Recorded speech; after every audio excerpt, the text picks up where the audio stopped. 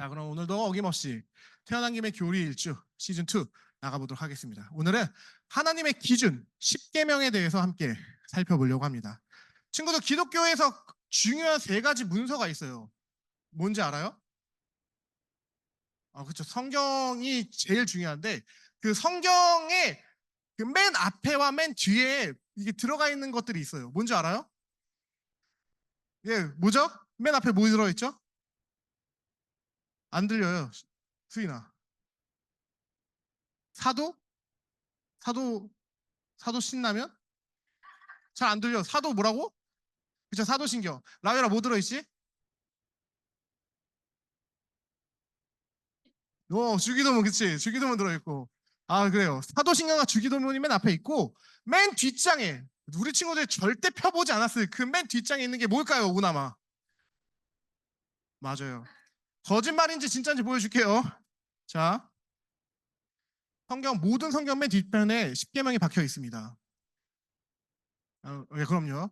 예, 거짓말하지 않아요. 저는 거짓이 없는 하나님을 섬기기 때문에 거짓말하지 않습니다. 네. 물론 저도 이제 어린 시절과 뭐 모를 때 거짓말 하기도 했지만 지금은 안 합니다. 네. 그래서 그 세 가지 문서를 우리가 다 배울 거예요. 그 중에 제일 첫 번째 뭐 배웠죠, 우리가? 기억이 안 나요. 그쵸. 우리는 다 망각의 동물이기 때문에 하루가 지나도 다 잊어버려요. 우리가 사도신경의 내용, 우리가 고백하는 신앙의 기준이 무엇인지를 배웠어요. 그리고 이제 하나님께서 구원받은 백성들에게 요청하시는 삶의 방식인 10계명에 대해서 함께 살펴보려고 합니다. 그리고 이 10계명을 다 살펴본 다음에 이제 하일데베르크의 마지막은 주님께서 가르쳐 주신 기도인 주기도문의 내용으로 맞춰집니다. 자, 성경을 안 배우는 거 아니에요. 성경적인 내용을 배웁니다. 심지어 이제 10계명과 그다음에 주기도문은 아예 말씀으로 배우는 거잖아요. 그렇죠? 교리 자체가 말씀 안에서 나왔다라는 것들이 이런 것들 안에서 증거가 되고 있다는 거 우리 친구들이 체크하면서 오늘 말씀도 과연 어떠한 이야기가 어떠한 기준들이 우리에게 주어지는지를 한번 깊이 묵상하는 시간 되었으면 좋겠습니다. 자, 오늘도 어김없이 그렇다면 하일데베르크 요리문답 92문부터 95문까지의 문답을 서로 함께 교독한 다음에 마지막으로 목사님이 설교하고 마치도록 할게요. 자, 10계명은 어떻게 나뉩니까?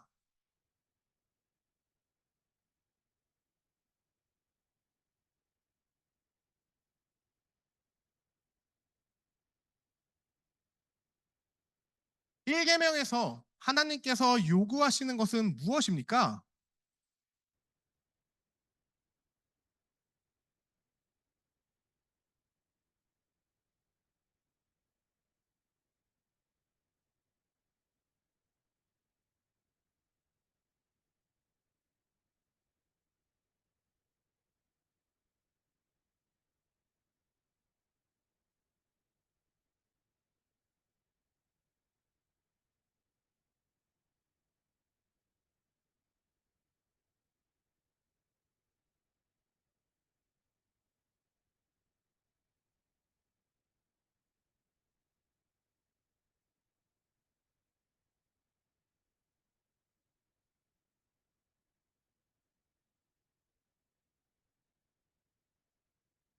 네. 지금 이게 무슨 말이냐면 간단하게 설명해 줄게요. 여러분이 하나님보다 조금이라도 더 관심을 두고 있는 게 있다면 그 모두 다 우상숭배라는 거예요. 그리고 또 다른 말로 하면은 하나님 위에 다른 것에 의존하는 것은 우상숭배라는 겁니다. 자, 목사님이 이게 몇몇 친구들 본 것들이 있긴 한데 뭐 그거는 그냥 아직 어린 나이니까 그럴 수 있겠다 싶어서 넘겼었던 거지만 절대 그 친구들의 표정으로 얘기하는 게 아니라 오늘 본문이 이걸 얘기하고 있기 때문에 이 얘기 드리는 겁니다. 자, 여러분 요즘에 너무나도 손쉽게 스마트폰으로 뭐 할 수 있죠? 사주와 하루와 점 볼 수 있죠. 그거 보면 돼요, 안 돼요? 여러분 그거 본다는 건 하나님을 믿지 않는다는 뜻입니다. 그걸 본다라는 거는 여러분의 마음, 저는 그런 마음으로 하는 거 아니고 재미로 하는 건데, 그 재미라는 것 자체가 지금 여기서 말하고 있는 지극히 작은 일이라도 하나님의 뜻을 거슬러 행하는 거기 때문에 여러분은 우상 숭배를 하고 있다라는 거예요. 여러분 나는 하나님 안 믿는데요 라고 적극적으로 사주와 타로와 점을 치는 행위를 통해서 얘기하는 겁니다. 왜냐? 하나님이 구약시대에 사주, 타로, 점 치는 자, 박수와 술, 모든 사람을 다 죽여 없애라고 했어요. 왜냐? 그들은 하나님을 온전히 바라보지 못하게 하기 때문에 이스라엘 내에서 없애라고 했습니다. 물론 우리 친구들이 그동안에 가르쳐주는 사람이 없어서 그랬을 수도 있고, 뭐 가르쳐주는 사람이 있었어도 그렇게 진지하게 듣지 않았기 때문에 그럴 수 있기 때문에, 과거의 일은 우리는 어차피 이전 것은 지나갔으니 보라 새 것이 되어노라, 우리 말씀이 말하고 있기 때문에 과거는 전혀 중요치 않아요. 그러나 이제부터는, 이 얘기를 들은 순간부터는 우리 친구들이 재미로라도, 목사님은 진지하게 알겠는데 옛날에 여자친구 중에 한 명이 사주와 타로를 보자고 얘기했다 그 친구랑 헤어졌어요. 그 말도 안 되는 걸 나한테, 지금 내가 신학생인 걸 알면서도 그걸 나한테 얘기했기 때문에 그런 여자랑 함께 할 수 없다라는 결단을 내서 헤어졌던 사례도 있는 겁니다. 여러분이 그런 결단 같은 것도 보여줄 수 있어야 되는 거예요. 참고로 우리 아내는 그런 걸 요청하지 않았기 때문에 저와 함께 살고 있는 거예요. 예. 장난 아니고 진심으로 여러분에게 충고 아닌 충고, 이게 조언 아닌 조언을 해드리는 겁니다. 그래서 친구들, 왜냐하면 목사님 최근에 인터넷을 봤는데 너무나도 쉽게 요즘에 사주와 타로와 점을 볼 수 있대요. 심지어 목사님 인스타도 보다 보면은 어떤 인스타에 누구누구는 어떠한 운을 갖고 있는 거 하면서 뭐그 사람의 사주와 이런 거 다 해석해 준 게 나와요. 그럼 식겁해서 바로 차단 누릅니다. 그리고 뭐 선정성 광고 하면서 뭐 바로 때려버려요. 다 없어지라고, 세상에서. 목사님 그렇게 행동하는 사람이기 때문에 목사님이 너무 극단적인 거 아니야? 라고 생각하는 게 아니라 그만큼 하나님이 그것들을 싫어한다라는 것을 우리 친구들 좀 알았으면 좋겠고, 또한 이거는 아예 대놓고 다른 신을 섬기는 행동이니까 그런 거죠. 이거와 동일하게 좀 이따 설교 때 더 나오겠지만 기대하세요. 과연 하나님이 싫어하는 우상 숭배는 무엇들이 있는지 설교를 통해 말씀드릴게요. 자, 마지막 95문. 우상 숭배란 그래서 결국 무엇입니까?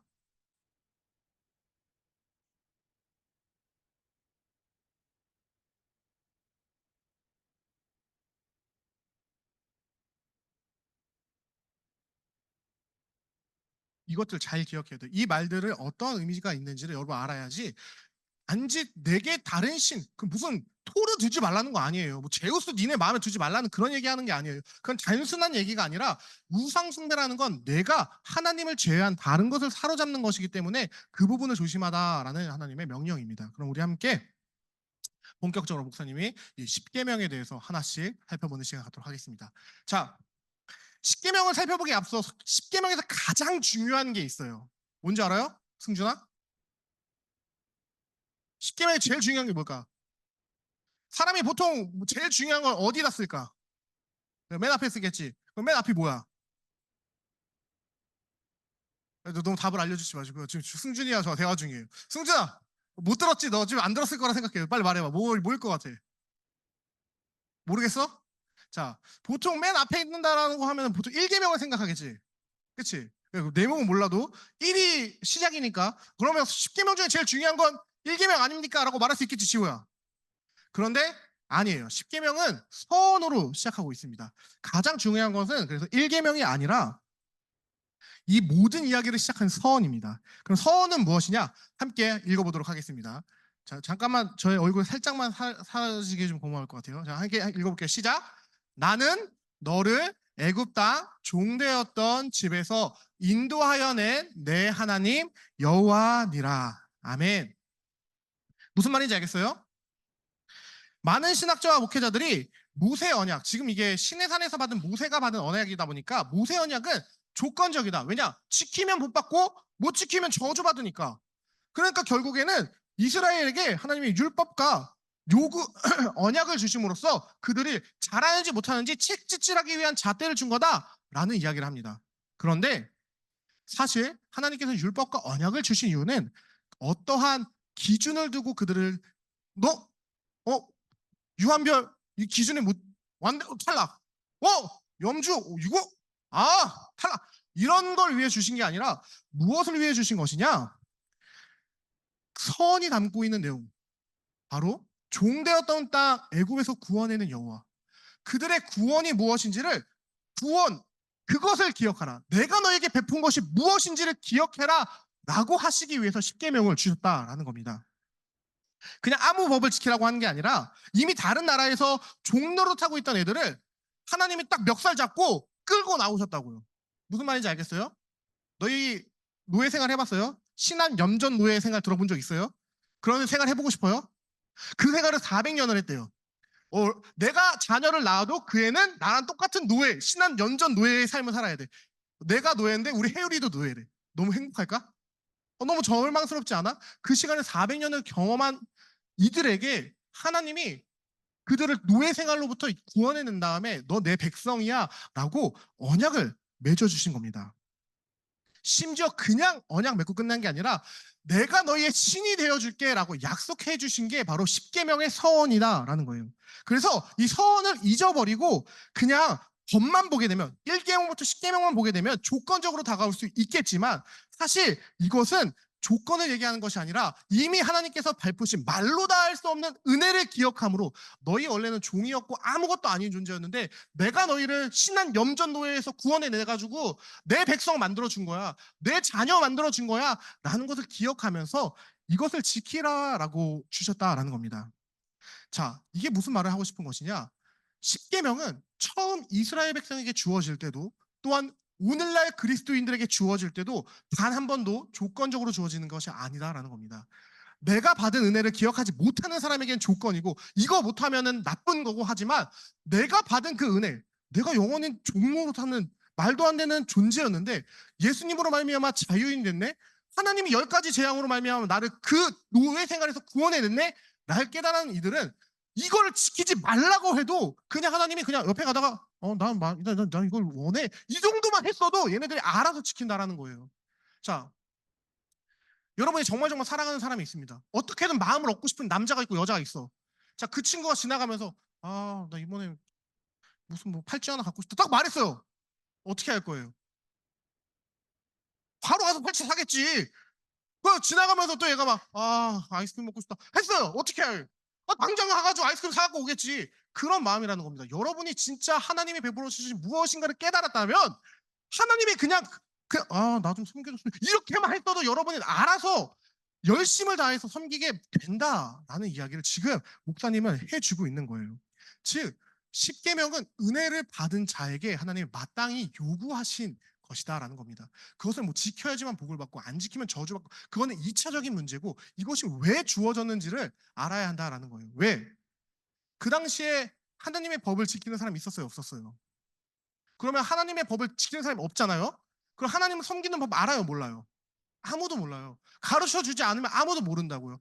그래서 하나님께서 하나부터 열까지 다 알려주신 거예요. 나를 섬기는 방법은 이런 거야. 내가 원하는 나를 좋아하는 방법은 이런 거야라고 알려주신 거예요.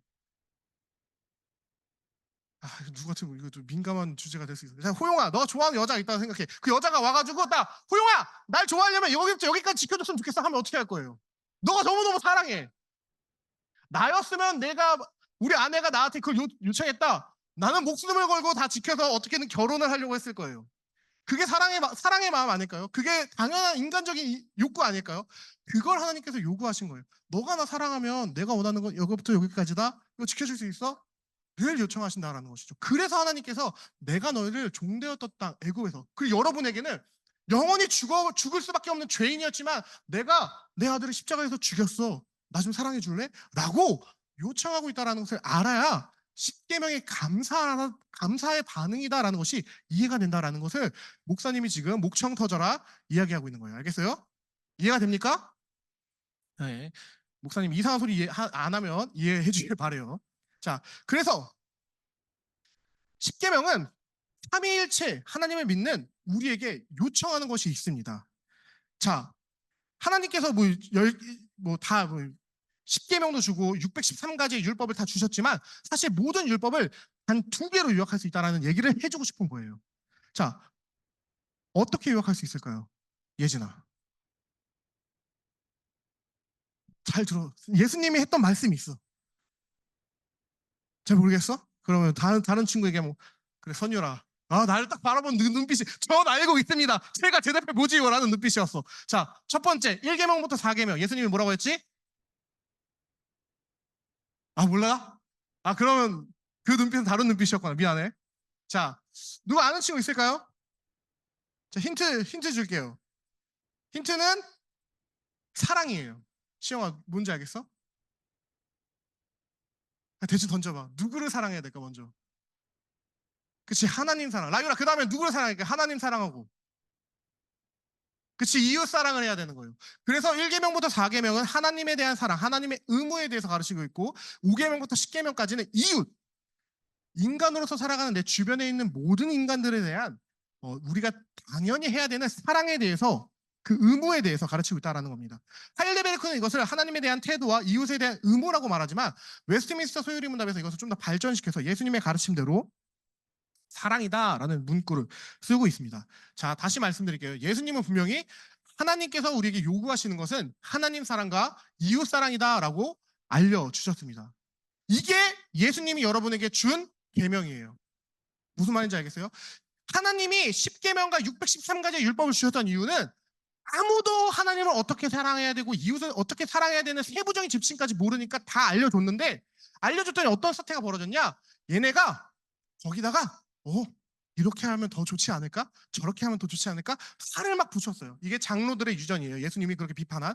그러다 보니까 본질적으로 해야 되는 하나님 사랑과 이웃 사랑이 사라졌어요. 대표적으로 부모를 공경하라고 했는데 부모가 나 좀 너무 힘들다, 요즘에 밥 좀 줄 수 있겠냐 하면은 바리새인들이 뭐라고 했냐면, 제가 하나님께 근체와 화환과 11조를 드렸기 때문에 당신에게 드릴 건 없습니다. 하나님께서 받으셨으니 감사하십시오. 이렇게 말했어요.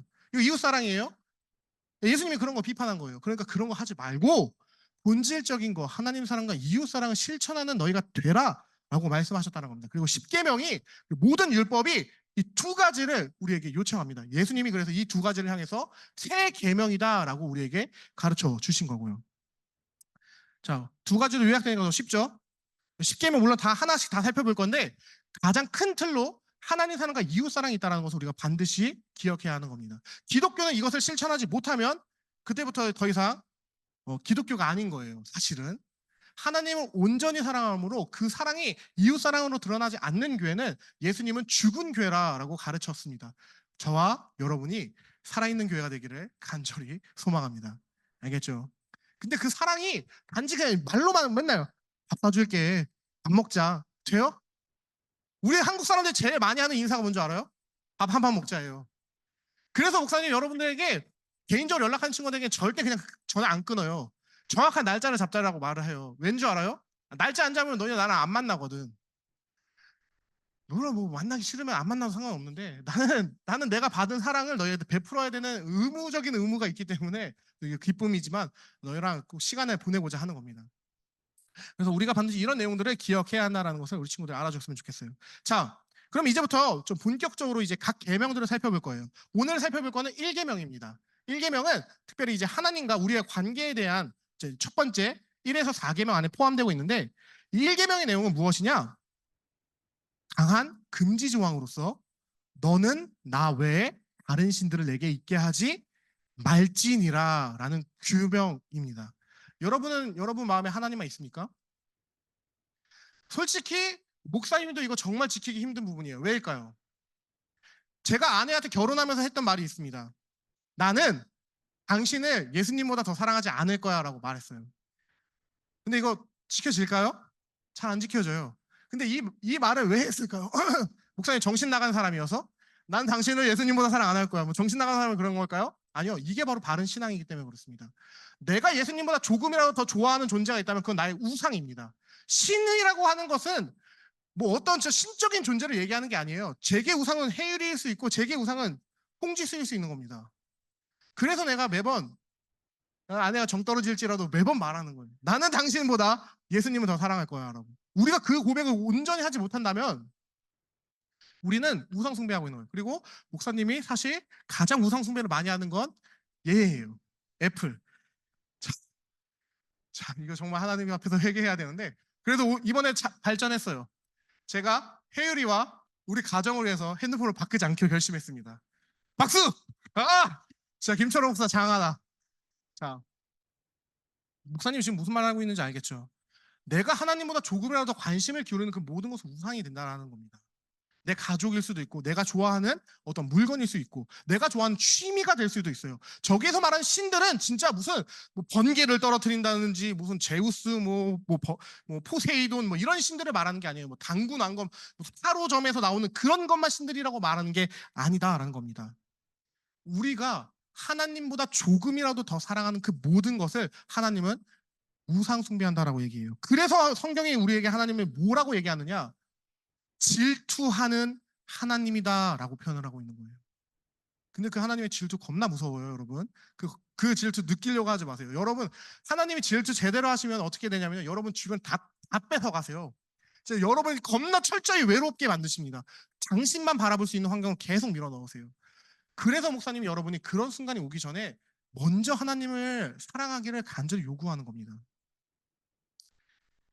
그래서 예수님이 그런 말씀하신 거예요. 내가 이 세상에 평화를 주러 왔노라고 착각하지 마라. 나는 이 세상에 칼을 주러 왔노라. 부모가 형제를, 형제가 자녀가 부모를, 부모가 자녀를, 형제가 형제를 서로에게 칼을 겨누게 하기 위해 내가 왔다. 이 말이 진짜 뭐 서로 싸우게 한다는 게 아니라 내 마음의 본질이 어디를 향하는지를 더 깊이 생각하게 하게끔 하신다라는 말씀이라는 것을 우리가 반드시 기억해야 한다는 겁니다. 자, 그럼 여기서 이제 나오죠. 하진이가 하나님보다 더 관심을 두고 있는 무엇이 있다면 그건 우상숭배가 될까 안 될까? 되지. 그러면은 우리가 이제 괜찮아 하자. 우리가 하진이뿐만 아니라 모든 친구들에게 다 질문하는 거예요. 심지어 만약에 줌에서 예배드리고 있는 친구들 있다면 잘 집중해 보길 바랍니다. 우리가 지금 이 시간 예배를 드리고 하나님을 알아가는 것보다 다른 것, 핸드폰 쇼츠 아니면 내가 잠깐 다른 카톡 한다든지 인스타 메시지를 한다든지 공부를 한다든지 이거 우상숭배일까요? 아닐까요? 네, 우상숭배입니다. 그리고 이 시대의 신들이에요, 그게. 여러분 착각하지 마세요. 이 시대의 신들이 없다라고 생각하면 안 됩니다. 여러분이 하나님을 제외하고 살아가는 모든 것은 이 시대의 신들입니다. 그것을 우리가 경계하라라는 메시지를 주신 거예요. 이 당시에 고대 근동 사람들에게 무슨 숙제하지 마. 숙제가 우상숭배입니다. 돈이 우상숭배입니다. 말하면 이해했을까요? 이 사람들 이해 못해요. 그러니까 다른 신들을 내게 있게 하지 말라라고 고대 근동 사람들이 이해할 수 있는 수준에서 이야기를 한 거지. 이 얘기의 근본적인 목적은 무엇이냐? 내 마음이 향하는 바가 어딘지를 보라는 거예요. 자, 수빈아, 하나님이 너의 마음속에 넘버 원이 되면 될까? 틀렸어. 왠 줄 알아? 넘버 원이라는 건 넘버 투와 넘버 쓰리가 있다는 뜻이죠. 이렇게 되는 건 하나님이 원치 않는다라는 겁니다. 이 본문을 이제 히브리 원어적으로 보게 되면 어떠한 거냐면요. 비교급이 아니라 최상급 표현을 씁니다. 다른 신들을 있게 하지 말라라고 할 때 최상급 표현으로서 어떤 의미냐? 너의 마음의 영순위로서의 존재가 하나님이 되어야 된다는 거예요. 우리가 그것 외에 다른 것을 내 마음에 두는 순간 여러분은 이 계명이 말하고 있는 우상숭배의 죄를 범하는 것이다라는 것을 우리는 반드시 기억해야 합니다. 근데 그러다 보니까 이거 자체가 우리가 지킬 수 있어요, 없어요? 인간적인 힘으로. 못 지키니까 하나님께서 그 얘기 하시는 거예요. 내가 너희를 종되었던 땅 애굽에서 구원해낸 하나님인 걸 제발 좀 기억해줘. 너희가 할 수 없었던 그 죽음의 저주로부터 구원해낸 예수라는 것을 기억해줘 라는 말씀을 하신 다음에 나만 섬겨. 넌 나만 바라봐 라고 얘기하시는 거예요. 태양이 그러잖아요. 내가 바람 필지라도 넌 나만 바라봐. 우리 하나님은 바람 피지 않지만 우리에게 그 요청하시는 겁니다. 너희가 다른 거 보지 말고 넌 나만 바라봐라. 나만, 네 마음속에 나만 있게 해라 라고 하나님이 우리에게 요청하고 계시다는 것을 알아줬으면 좋겠습니다. 자, 그래서 좀 다 말을 했기 때문에 그래서 단지 하나님 외에 다른 섬기지 마 정도가 아니라 하나님만 네 마음속에 둬라는 말씀이라는 것을 기억해 주길 간절히 바라며, 그래서 이 계절명이 여러분에게 요청하는 바는 어려운 말로 하면 이거예요. 종국적 근거. 여러분의 삶, 여러분의 존재라는 것에 가장 기반이 되는 것이 하나님이어야 되고, 여러분의 모든 것, 내가 물을 마시고 싶어하는 그 시원한 물을 좋아하는 것도 하나님의 가치에서 나와야 되는 거고, 내가 애플을 좋아하는 것도 하나님의 가치에서 나와야 되는 거고, 모든 가치의 원천이 하나님으로부터 출발해야 되는 것이며, 삶의 원천도 내가 오늘 하루를 사는 이유 자체도 하나님 안에 있어야 한다라는 것을 가르치고 있다는 것을 기억하길 축복합니다. 자, 그렇다면 우리는 이 1계명을 어떤 자세로 지켜야 할까요? 반드시 우리가 기억해야 되는 거, 그렇기 때문에 우리가 어떠한 존재였는지 기억해야 됩니다. 내가 노예였었다는 사실, 내가 죽을 수밖에 없는 죄인이었다는 사실을 기억하고, 그분이 나를 창조했고 나를 구원자라는 사실을 기억하지 않으면 우리가 이걸 절대 지킬 수 없다는 거예요. 이걸 지키는 자만이 지킬 수 있습니다. 근데 이걸 지키러 나가는 가장 근본적인 출발점은 무엇이냐? 여러분 마음속에 빈 공간이 있습니까? 여러분이 채우고 싶어도 채울 수 없는 빈 공간이라는 걸 느껴본 적이 있어요? 공허함, 허무함, 답답함? 그것이 저 무적행이라고 표현하죠. 끝을 모르는 저 구멍이 하나님의 사랑으로 채워지는 것을 경험해야지 이것을 할 수 있다는 거예요. 하나님이 그래서 내가 너를 종되었던 땅 애굽에서 구원해낸 존재야. 자, 생각해 볼게요. 내가 진짜 신한 염전 노예였어. 40평생을 거기서 엄청 노예로 굴림당하고 있었습니다. 근데 갑자기 어느 날 경찰에 딱 당도해가지고 당신을 구하러 왔습니다 하고 날 구해줬어요. 알고 봤더니 어떤 사람이 제보 전화를 했대요. 그 제보 전화를 한 사람 나한테 어떤 존재일까? 너무 감사한 존재 아닐까요? 어떻게든 그 사람에게 찾아가서 내가 갚고 싶지 않을까, 그 은혜를? 그 마음을 가져라는 겁니다. 채워질 수 없는 그 엄청 깊은 공허함을 예수께서 채워준 걸 여러분이 깨달아야 합니다. 그래서 여러분이 그렇게 회심을 외치는 거예요. 그렇게 여러분에게 여러분의 존재를 깨닫고 하나님을 바라보라고 외치는 겁니다. 그러지 않으면 우리가 이것을 지킬 수 없기 때문에 반드시 성경이 요청하는 대로 우리의 존재 전체를 다해서 그 하나님을 섬기는 우리가 되기를 사랑합니다. 이 말은 여러분에게 질문한다면 이런 질문이에요. 여러분의 진짜 주인은 누구입니까? 죄인의 주인은 나예요. 내가 하고 싶은 대로 하면 돼요. 근데 여러분이 정말 예수를 만났고 예수가 나의 구원주다라는 사실을 믿는다면 여러분의 주인은 누구로 바뀌어야 됩니까? 나의 주 예수 그리스도가 되길 간절히 소망합니다. 만약 우리의 주인이 여호와가 아니라면 우리는 반드시 내 주인이 된 모든 것을 우상 숭배하고 있다는 것을 기억하길 바랍니다. 하나님에 대해서 잘못 생각하는 것도 우상이 되고요. 내가 믿고 싶은 대로 하나님을 믿어가는 것도 우상이 되고, 하나님보다 내가 좋아하는 것도 우상이 되고, 내가 관심이 가는 것도 우상이 된다는 것을 우리 친구들이 반드시 기억하기를 축복합니다. 그래서 성경에 게시된 대로 온전히 그 하나님을 사랑하는 여러분이 되길 간절히 축복합니다. 근데 목사님이 제일 걱정하는 건 여러분이 저 그래도 하나님 사랑하는데요, 막 이런 얘기를 할 수 있어요. 그런데 그럼에도 불구하고 여러분이 만약 이런 생각을 하고 있다면 하나님이 마치 나를 위해 존재하는 신, 내가 원하는 기도를 들을 때마다 들어주셔야 되고, 내가 힘들고 아파할 때마다 나를 위로해줘야 되고, 그러한 존재로만 하나님을 바라보고 있다면 사실 이거는 자아 우상이라는 거예요. 내가 사실 하나님보다 더 큰 상태라는 거예요. 그래서 여러분이 온전히 성경에 말하고 있는 그 지존하신, 거룩하시고 완전하시고 사랑이 넘치신 공의로우신 그 하나님을 바라보길 바랍니다. 네, 뭐 다른 내용들은 어차피 다 반복되는 거여서 이제 말씀을 마치려고 합니다. 다시 한번 여러분에게 물어보겠습니다. 여러분의 삶의 원동력은 무엇입니까? 하루점입니까? 오늘 하루를 시작하면 오늘은 나에게 녹색 스카프가 좋다네. 그래서 녹색 스카프를 하고 나갑니까? 아니면 그냥 뭐 누군가 해주는 좋은 말, 누군가가 해주는 감정을 터치해주는 위로, 그런 것이 여러분의 삶의 원동력입니까? 아니면 내가 좋은 점수를 받아야 돼, 내가 이 경쟁에서 살아남아야 돼, 그게 여러분의 삶의 원동력입니까? 저는 여러분의 삶의 원동력이 삼위 하나님의 사랑이었으면 좋겠습니다. 절대 아무 의미 없이 쳇바퀴 굴러가는 것과 같은 인생을 살지 않기 원해요. 그 여러분의 빈 공간 안에 그 삼위 하나님의 사랑이 가득 채워지길 간절히 소망합니다. 여러분은 여러분을 위해 죽은 존재가 있습니다. 여러분을 너무 사랑해서 자신의 모든 것을 내어준 존재가 있다라고요. 근데 그분이 누구냐면 그분이 신이라 해요. 신.